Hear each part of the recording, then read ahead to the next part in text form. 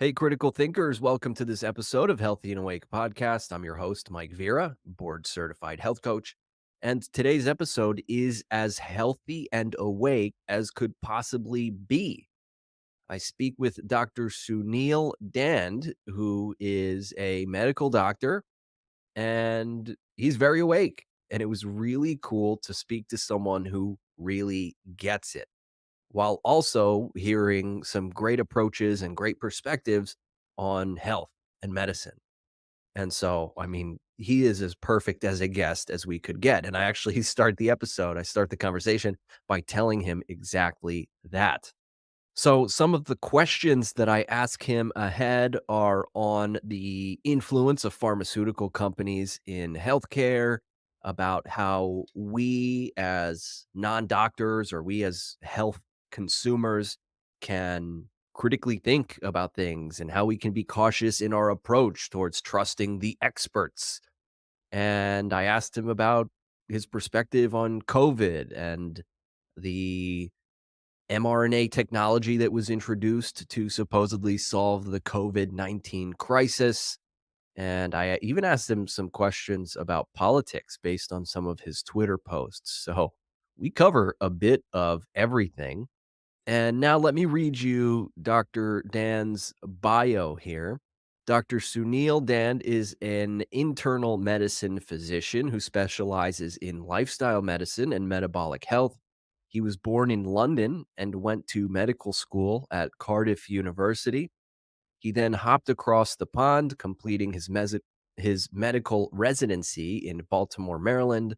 He's since worked up and down the East Coast in a number of different healthcare settings. Along the way, he also started a popular healthcare blog, YouTube channel, and wrote 3 well-being books. He now creates content across a number of social media channels, focusing on his passion of preventative medicine. His main current clinical focus is naturally reversing type 2 diabetes and prediabetes. You can learn more about him on his website, www.suneeldand.com. That is www.suneeldhand.com. So without further ado, here's my conversation with Dr. Suneel Dhand. Dr. Suneel Dhand, I am so excited to talk to you today. Honestly, it's hard to find a more perfect fit for this show. You're an MD. I've heard you describe yourself as red pilled. I see your content, which is really great. You're constantly challenging the status quo. Your book, which I want to get into later, promotes American values. I mean, you're as good as it gets. So thank you so much for being here today. Well, I really appreciate that great introduction and looking forward to a great discussion as well. Thanks. Absolutely. I think maybe a good place to start is, what was your own journey into becoming a medical doctor?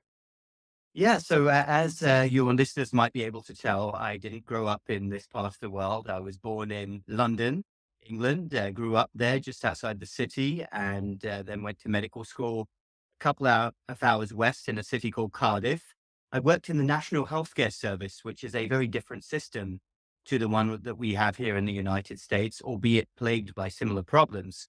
I worked for maybe a year and a half, and then hopped across the pond, did my internal medicine residency in Baltimore, which, as your listeners will know, it's a very broad specialty, covers a lot of different areas. After that, I decided I would practice hospital medicine. And it was around that time that internal medicine was kind of branching off. And I don't know whether this has been a good thing, although it's affected everyone. Internists, as opposed to both working in the office and in the hospital, branched out into one or the other, either primary care or working in the hospital. So I became a hospital-based internist, and it was very soon into being an attending physician that I realized things were not as expected and the job wasn't as I expected. Obviously, we did a lot of good work, but much of what I was seeing in terms of presentations to the hospital and disease were preventable illnesses. Since then, the situation has got even worse, but I realized that quite early on, and that fostered my interest in lifestyle medicine, preventive medicine, and metabolic health. And that got me on my current path, where I really wanted to focus on keeping people as well as possible so that they don't become sick and don't need medical care. Fast forward to the pandemic and the complete show, as it were, that unfolded during that time. And I became more and more disillusioned with the system.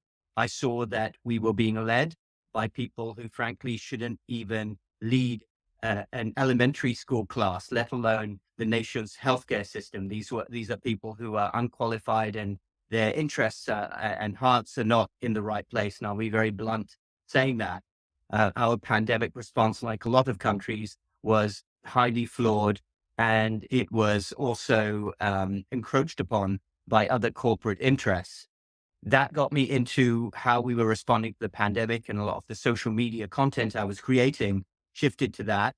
And then that resonated with a large audience, and we got through the pandemic. Knock on wood, I mean, some of it is still ongoing, and leads me to where I am now, where I'm still very much focused on the health of the nation, improving the foundational aspects of that, and getting people thinking more about how we address what is a metabolic health catastrophe in the United States that we're not really focused on, and there's very few doctors who talk about it.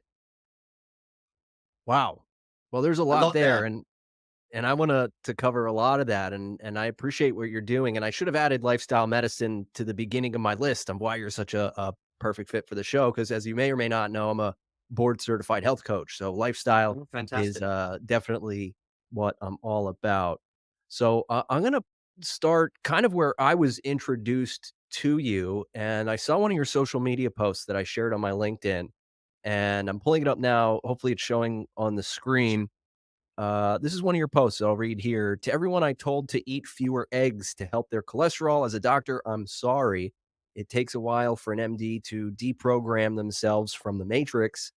This is only one of many pieces of misinformation I was taught by a corrupted academia on the payrolls of big food. And as you can see here, it did pretty well for a LinkedIn post. 500 likes, almost 200 comments, 53 reposts. So this definitely resonated with people. So, I guess my first question is, how did you reach this conclusion, and how do you think doctors got it so wrong initially? Well, I think it's very sad, Mike, that we're in a position where the majority of doctors, I would say over 95%, have no idea about what leads to the recommendations which get promoted, which they get taught and are mindlessly repeating. And critical thinking isn't currently, as things stand, the best skill amongst physicians. And the story about how we got misled on nutrition, where to start really on that? Because if we fast forward to where we are now, it's estimated that only 7 to 8% of the country is metabolically healthy. And that is defined by a number of parameters, including weight. Of course, that's the first thing people might think of, but also other things. If we were to do blood tests on people, their blood sugar, their fasting insulin, whether they're insulin resistant, what their cholesterol is, we have a complete disaster. And I'm not overstating it when I say that it's a true catastrophe. We have never seen anything like this. And a whole host of factors have got us to where we are. And I'm sure we're going to delve into where we are right now and how we can improve. But to answer your question on nutrition recommendations, this is the foundation of anybody's health. And I'd like all of your viewers to really think about this, because we don't. Every cell in our body and every single thought that we have is powered by what we eat. If we are consuming junk, if junk is going in, junk is going to come out. People don't think about that enough. People are too trusting of the system. They assume that what they buy in supermarkets is safe. But we have, again, I'm going to use the word, a catastrophic situation. We have bad dietary recommendations, which have been propagated for the last 60 or 70 years. I mean, go back. I always like to say, if you go back, anybody goes back and looks at their old family photographs, their grandparents, their great grandparents, they will never see an ill, sickly looking person.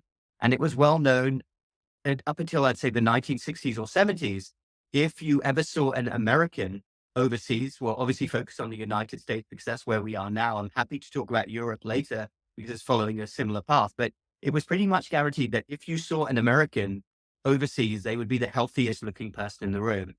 And now we're at the position where they are by far the unhealthiest looking person in the room. So how did this happen? How did our diet go so badly wrong? We used to eat a very pure, unprocessed diet 60 or 70 years ago.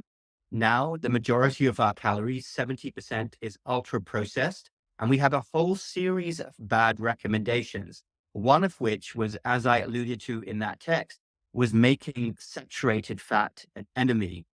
And feel free to interrupt me because I'm going to talk for a while here on how many different things came together to produce this recommendation.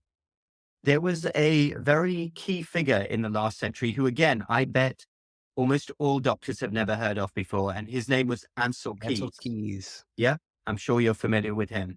So I believe he was actually a doctor, but he was involved in physiology and he was involved in World War II rations. He became very influential and he produced a study, the 7 country study, which basically put the blame on fat for heart disease. So around the middle part of the last century, there was a lot more awareness of heart disease. One of the things that really started the public fascination was Dwight Eisenhower's heart attack when he was president, President Eisenhower. And the public started asking questions. And at the time, never mind the fact that President Eisenhower was a chain smoker, nobody talked about that.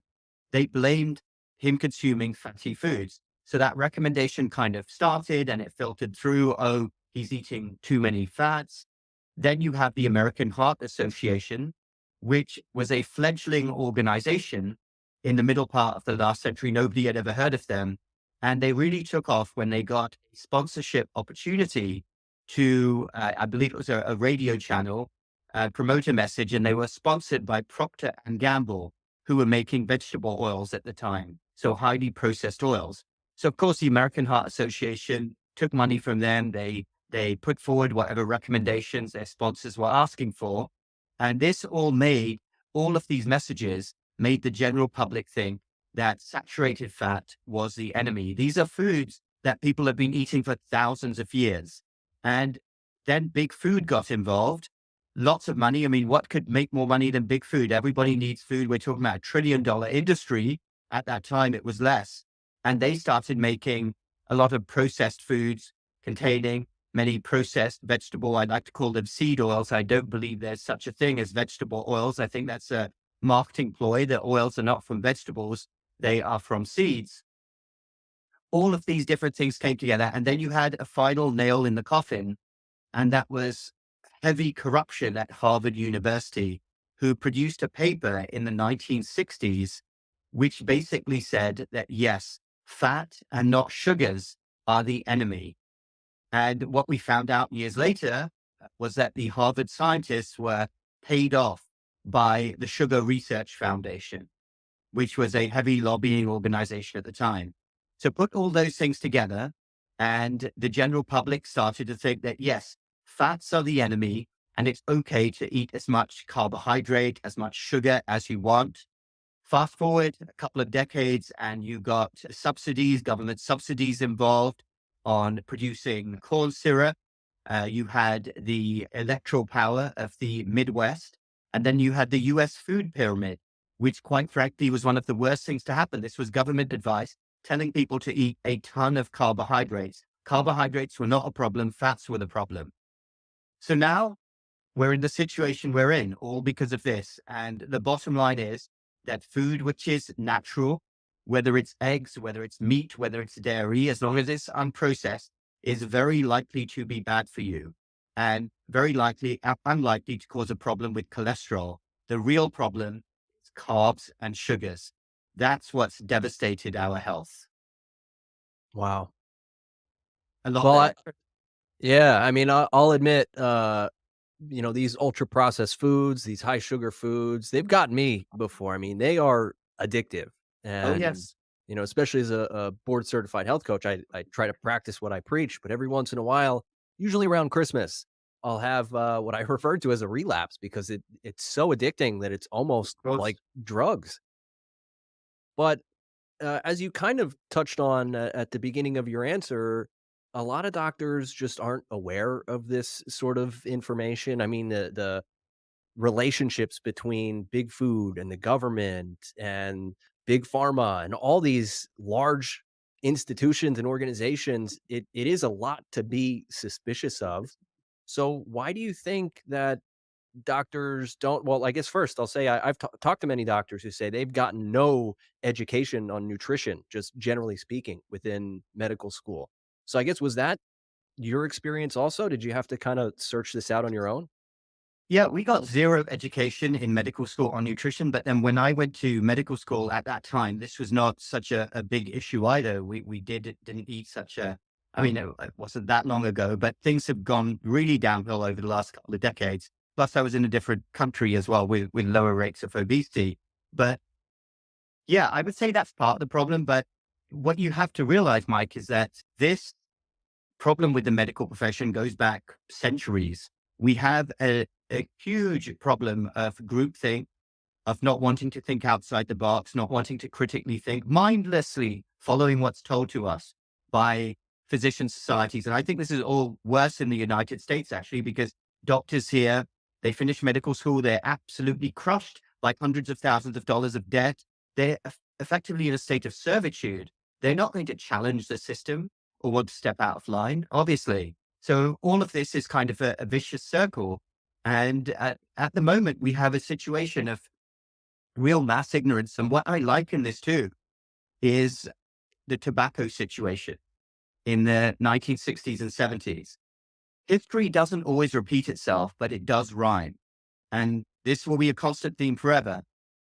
I can tell you a story just from a few days ago. We already know that doctors and nurses used to routinely give out cigarettes on their rounds to patients. They used to smoke on ward rounds.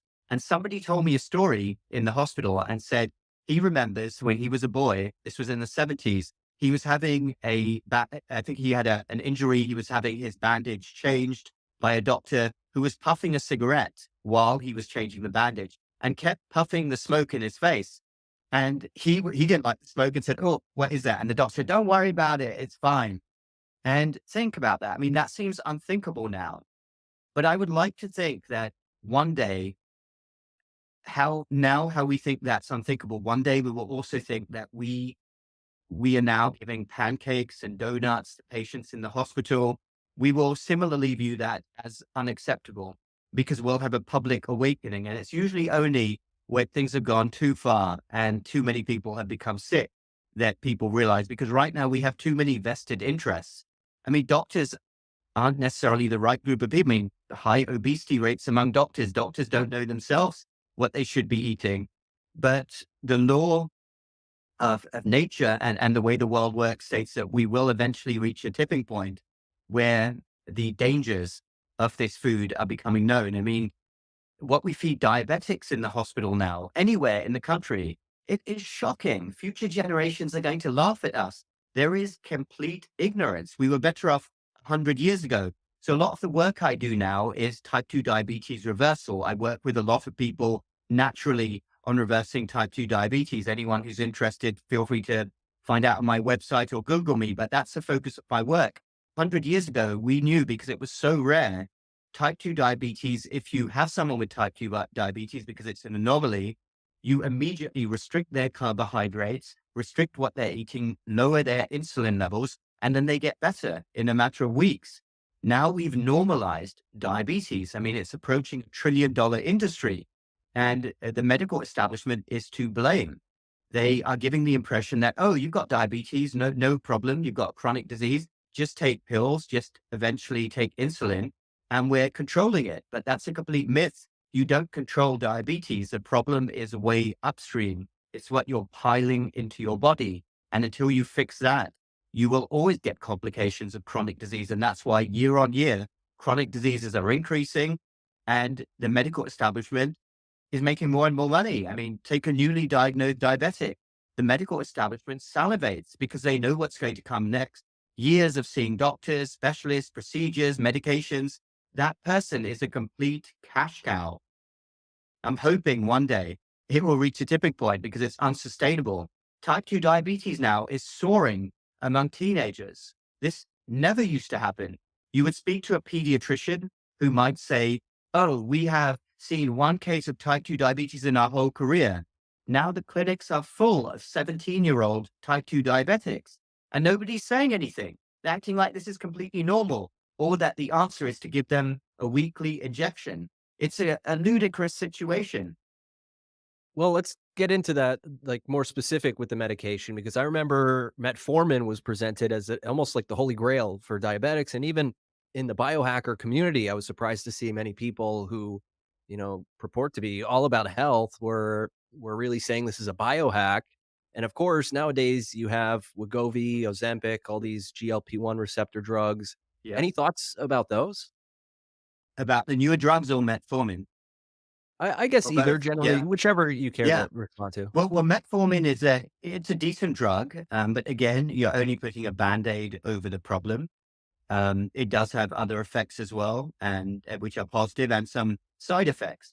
But as for these newer drugs, now I'm of the opinion. Firstly, I will never prescribe one for weight loss. No way. That won't be me. Recently tweeted about that. But I'm of the opinion that most people who take these drugs will one day regret them. I can't say whether this will end up another Vioxx or opioid scandal. There's no crystal ball. All I can tell you, the law of first principles and physiology, there is no way to cheat the body. There are no shortcuts in health. You know this. You're a health coach. You can't do it. You're putting a Band-Aid over the problem. You're essentially paralyzing the stomach, and whether the side effect is going to be directly on the gut or on the pancreas, or we're going to see something else happening, neurological even, I am quite certain that we're going to see an explosion of issues.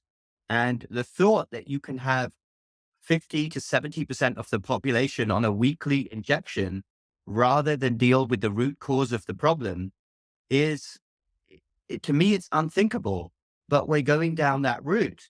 And I'm less surprised now than I would have been 5 years ago, because after witnessing what happened during COVID, I realized that we don't follow common sense in medicine, and we never want to get to root causes.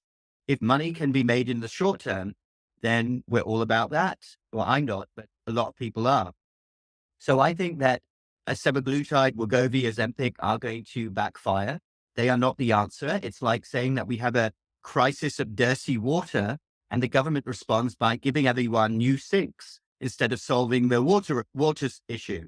The issue is ultra processed foods. Until we solve that problem and we make people realize how dangerous these foods are with their added sugars, with their chemicals, with their preservatives, with seed oils, until we put out a public health campaign, what's needed is probably 10 times the size of the campaign for big tobacco. Until we eventually do that, then we're always going to be stuck, and we're going to be chasing our tails. People are going to keep getting sicker and sicker every year. It's all got worse over the last 5 years. I'm sure it's the same way you are. I mean, I live in a low obesity state. All you have to do, and again, it's not about judging people's appearance. I'm looking at this from the perspective of a doctor and wanting people to be healthy. All you have to do is go to a Target, Walmart, or a mall and look at what's happened. I personally think obesity rates may have even trebled just over the last 5 years, just a casual observation. Things have got really bad, and they're heading in the wrong direction. And there are large segments of the establishment who are profiting from this situation. Definitely. Yeah. And before we landed on this topic, you mentioned something about the food pyramid. So I'm curious, what would the Dr. Dand food pyramid look like? So turn the food pyramid, the original food pyramid, upside down. So it would be to promote, first and foremost, if it's got a barcode on it, it's likely to be bad. You want the majority of your calories from natural, wholesome foods, completely unprocessed. If you're buying something, it should have 3 or less ingredients in it. And prioritize protein. I go into a lot more detail, as you've seen on many of my videos, but to summarize, prioritize protein intake, healthy fats. Oh, actually, that might even be the wrong term. I think any fat from a natural source is healthy. Protein and fat don't spike your insulin levels. So you want a good amount of protein and fat with every meal. You can certainly take in carbohydrates. I'm not an extremist. Ketogenic diets, they actually do work, but I think they're unsustainable for most people. But you want to minimize carbs. And when you do take in carbs, you want as unrefined as possible, as wholesome as possible. But you still have to be very careful because a lot of breads out there even are full of sugar and seed oil. It's a very tough environment you're in, but you want the broad print. The first thing that anyone can do, if I want to give a practical tip to any of your listeners, is to have an awareness about what processed foods are. Ask yourself the basic question, is what I'm eating something my great grandmother would have eaten? Was it around back then? And if it wasn't, probably not good for you. Just go as natural as possible. And certainly if you've already got an issue like obesity or type 2 diabetes, lots of other strategies that can help, like intermittent fasting. It's a whole different topic. But I want people to focus first and foremost. If you cut ultra processed foods out of your diet, you can literally change your life within 4 weeks. You'll feel physically and mentally better because you've been consuming foods which are totally unnatural, which your body wasn't designed for, and are putting you into a state of inflammation. Have you worked with any patients who have tried the carnivore diet, or do you have any thoughts on that? I do. And so I haven't worked with people directly. I'm not a big proponent of the carnivore diet, although I can see how it will work because the number one thing, as I just said, is to cut out ultra processed foods. So that's what people are doing. Do I think humans are designed to be carnivores? I do not. I mean, this goes back thousands of years. If you look at what our closest relatives in nature eat, chimpanzees, they're not carnivores. They eat lots of different food items. But a carnivore diet, I would still rather somebody was on a carnivore diet than a standard American diet, as long as they're having the unprocessed meats. And there are tribes in Africa and Antarctica, South America, who eat nothing but meat. And you do blood tests on them and they're completely normal and they look healthy as well, because at least they're eating natural food. Yeah, I think I'm gonna try it, with April's coming up very soon. I think I'm gonna try it just as an elimination diet and see how it goes because I do love steak. But, thinking more about the individuals, besides finding a trusted doctor or an awake doctor like yourself, how can individuals kind of parse through and navigate this world of information, much of which is coming from doctors who seem to get it not exactly right? Yeah, absolutely. And this is an important topic. And I know a lot of people who have been through this journey, especially over the last few years. The first thing I would say is humbly, don't accept anything that is told to you, even from me. Although I think I'm right, obviously, but be skeptical about everything and everyone, but especially our authorities. The people in charge of your health, in charge of the country, do not wake up with your health and well-being in mind. There are a ton of hidden agendas, conflicts of interest, and you must first of all learn to question everything. Why is my doctor saying that? Is this even true? Why, when I look around, are people who didn't do that, why are they doing okay? So learn to keep an open mind. Do not accept advice, especially if it's from one of our three-letter agencies. Then what I would encourage people to do is their own research. I mean, we are living in unprecedented times where you can go online and you can have a world of information at your fingertips. That opportunity didn't exist any other time in history. And we're very blessed. I mean, I can say in many different areas, I've learned more listening to YouTube videos than I could have in any formal education possible. So learn to find the right sources, use your own gut instinct. I think most people have a good gut instinct. I find actually that the quote unquote less educated people often have a greater ability to sniff out BS than supposedly more educated people because they're streetwise. Whereas many other people who have gone through education, through the system, end up not very streetwise. So learn to do that and then speak to people, talk to people, ask people what they think, and form your own opinion in the end. But you must not accept advice from authorities, and especially not the mainstream media. The United States mainstream media, my goodness, I mean, have I realized that these people do not have your best interests at heart? They are completely bought and paid for in this country by the pharmaceutical industry. and they are not going to step out of line. They are going to give you one narrative, and that's it. And follow the narrative at your peril. You will be following it to a definite, almost definite life of chronic ill health and probably depression as well and anxiety. Yeah, I think the last few years with everything going on with the pandemic and even a few other things have really woken up a lot of doctors, and other doctors have gone in the other direction. And I say that with the utmost respect to all doctors. My own father is a doctor, and I love Okay. speaking with doctors all the time. Hey folks, just a quick pause on this conversation because I have a quick yet impactful share with you. In our quest for health in this tech saturated world that we live in, eye protection is actually key. And I'm not talking about sunglasses. I've delved into the research, and the evidence is clear that excessive blue light exposure from screens and artificial lighting severely disrupts our natural sleep patterns.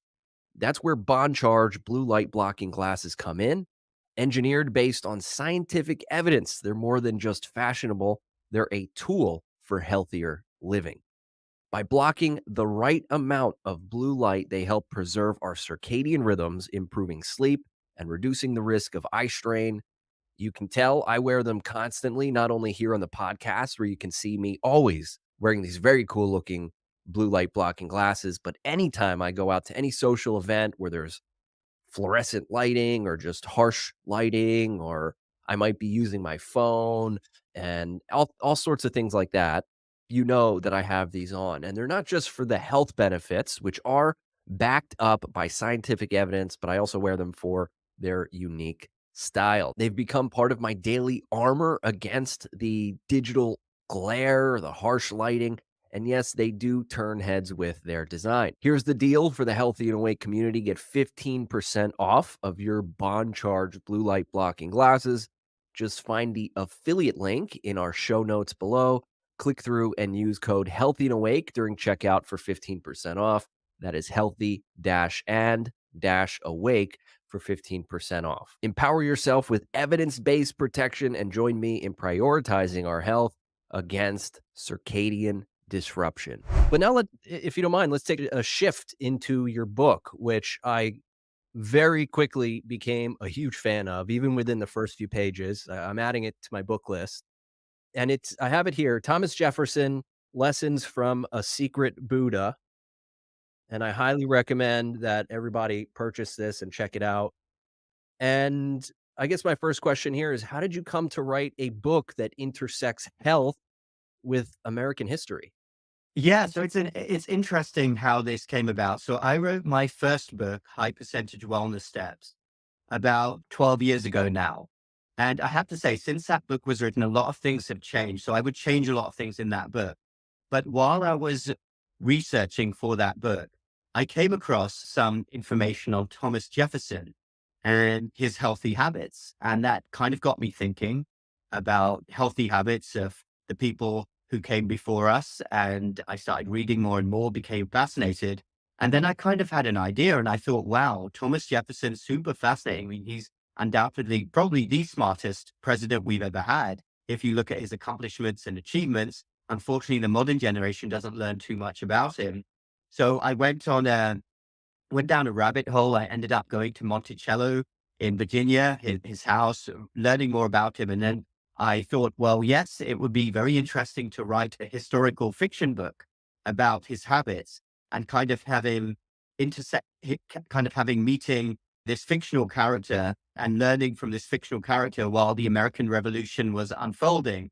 And again, I had a terrific amount of fun writing the book because I learned so much. America obviously is not, I wasn't born here. I learned a lot about the foundations of America and the history, but more importantly, Thomas Jefferson, the man and his health habits.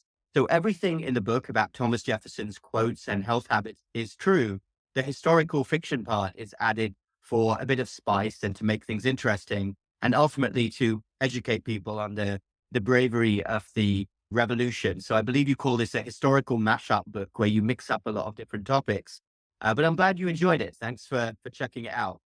Absolutely. And, I was really surprised to see, even in the 1700s, food, exercise, meditation, mindfulness, sunlight, time management, relaxation, and balance all were discussed. And hopefully that's not spoiler alert there. But it was really cool to see that. And just to add one more detail to anyone who might be interested in reading it, one of the coolest parts for me was that a large part of the book was done through these letter exchanges, which really was, even though there's that fictional element, was almost like traveling back in time and getting to experience these things and getting a glimpse into what his lifestyle was like. So I guess again, without any spoiler alerts, did anything you want me to cut from that? Because I don't want to spoil the book for anybody. Oh, no, I mean, it's quite a quick book to read, but yeah, I mean, it will make you realize the habits of Thomas Jefferson and how astonishing they were. For a man in the 1700s, he was thinking about what to eat. He knew things like olives were very healthy. He was very into exercise, walking. He used to look around him and see what other people were doing. And he was a man who accomplished an unbelievable amount. You alluded to time management there. So there's a lot of things that we can learn from Thomas Jefferson. But first and foremost, what a healthy guy. As a doctor who's interested in preventive medicine, I would have loved to have met him. He would have been a good podcast guest for you, actually. Yeah, well, with AI, maybe I can recreate his being and interview him one day. But let's actually take another shift because in the very beginning, you mentioned the pandemic, you've mentioned like big pharma and things like that. And so I want to get into some of these topics, starting with the pharmaceutical influence on healthcare. Can you discuss how you think this influence impacts patient care and medical research and maybe even what changes do you think could even be made to address some of these issues? Yeah, well, I think we have to start off with pharmaceuticals in general. So I'm not going to come across as an extremist here. I don't think there's anybody in the world who would wish they were living in 1724 instead of 2024. We have some amazing treatments and cures that were unthinkable only a few decades ago. So that's good. But I really do believe, and I'm not exaggerating, that we've tipped over now to where overall the influence of the pharmaceutical industry is causing more harm than good. And I really mean that. Let me explain why. We're in a vicious circle where we have chronic diseases which are escalating. And the pharmaceutical industry knows this. It's got no incentive at all to cure people. Of course it hasn't. Why would the pharmaceutical industry want to cure people? As the saying goes, a patient cured is a customer lost. They have maximum incentive for there to be as many chronic diseases as possible, whether it's type 2 diabetes, heart disease, neurological illness, other inflammatory disorders, and pile medications onto these people.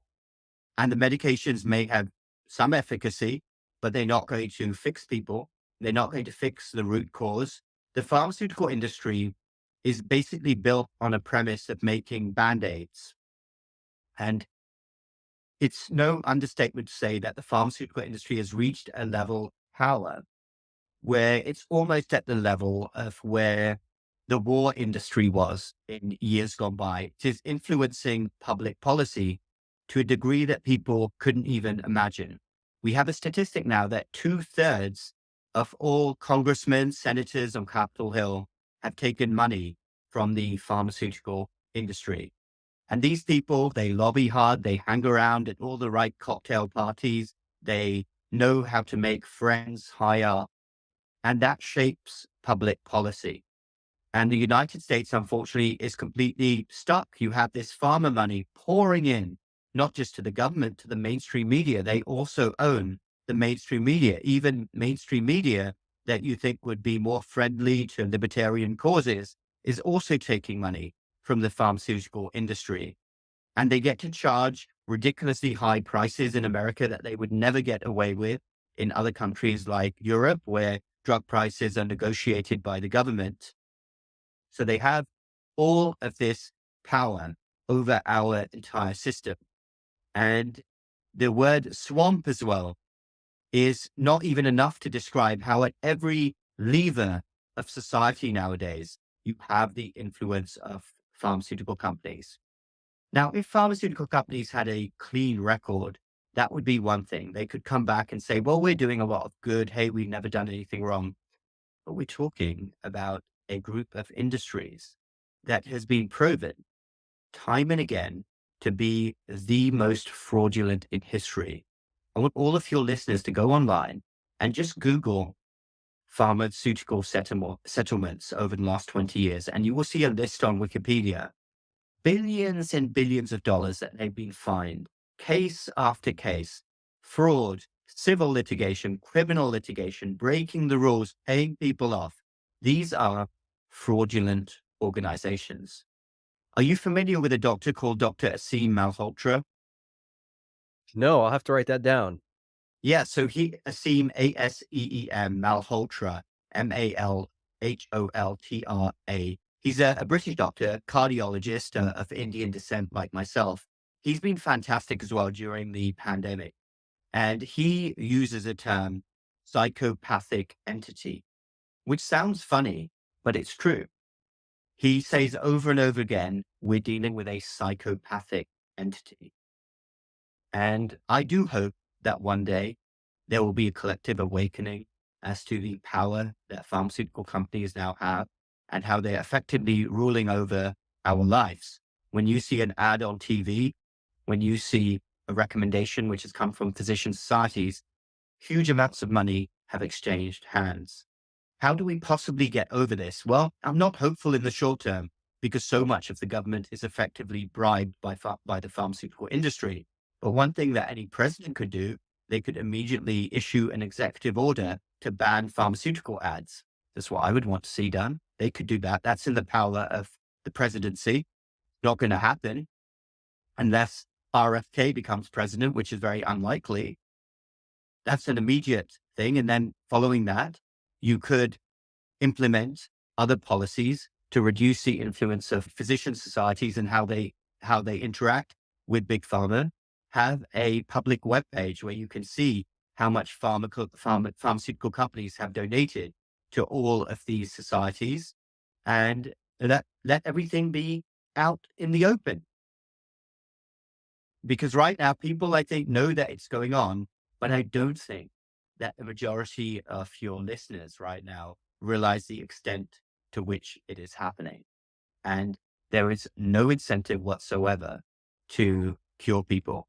I mean, does anyone seriously think that the CEO of Moderna or Pfizer wakes up every morning wishing the pandemic didn't happen?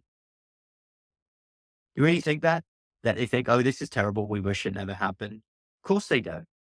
They've run off with billions of dollars, government contracts. They're still receiving money. Yeah, it's pretty crazy. And so in addition to that, I know you mentioned Vioxx is one example. You mentioned another one. Thalidomide is another famous Oh, over and example. over it's happened. Case I can't say whether 329. semaglutide will be that bad, but I have a strong suspicion that we're going to see some very, very bad effects of semaglutide. I think so too, especially with, it seems like everybody's using it. I did want to mention Case 329 is another lesser known example who was, that was discussed by Dr. David Healy. That's another big one on SSRIs, which are still used. Bayer most famously spread HIV contaminated drugs to third world countries. I mean, there are countless examples of Awful. reasons to not trust these companies with our health. Of course, to a reasonable extent, as you mentioned, because I love how you said, I don't want to be an extremist on this. And you presented, I think, a very reasonable case there, reasonable answer.